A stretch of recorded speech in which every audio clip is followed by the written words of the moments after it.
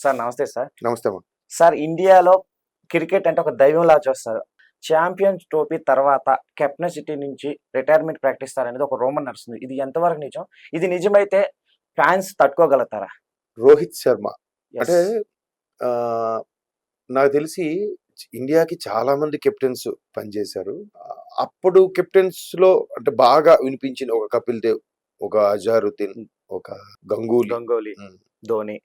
తర్వాత ధోని తర్వాత ఆ మేనియా, మీరు అన్నట్టు భారతీయులకు క్రికెట్ ఒక దైవం లాగా. ఇది అయితే అంటే ఒక పూజా ఫలమో లేదో రకరకాలుగా ఒక మతం, దైవం కూడా కాదు, ఒక రిలీజియన్. క్రికెట్ అనేది ఒక రిలీజియన్. అవును. ఆ రిలీజియన్ లో ఈ రోహిత్ శర్మ, ధోని, ఈ సచిన్ వీళ్ళందరూ క్రికెట్ గాడ్ అని అంటారు. అవును. సచిన్ అనేవారు. సో అటువంటి రోహిత్ శర్మ హిట్ మ్యాన్ గా పేరు తెచ్చుకున్నాడు ఆయన. అంటే ఎప్పుడైతే సచిన్ డబుల్ సెంచరీ చేశారో, ఓకే, వన్డేలో డబుల్ సెంచరీ అనేది నాట్ పాసిబుల్.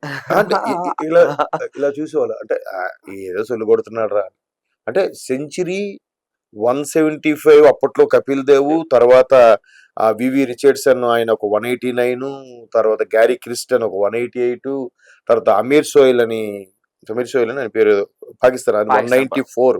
అదే రికార్డు. తర్వాత ఎవరు లేదు, 194 ఇంకెవరు బీట్అవుట్ చేయలేడు అనే టైంలో సచిన్ డబుల్ సెంచరీ పడేశాడు. ఫస్ట్ ఎప్పుడైతే చేసేసాడో ఓకే, డబుల్ సెంచరీ కూడా చాలా ఈజీ అనే థాట్ లోకి వచ్చాక 3 సార్లు చేశాడు ఆయన. 250 కొట్టారు సార్. 250 3 సార్లు డబుల్ సెంచరీ.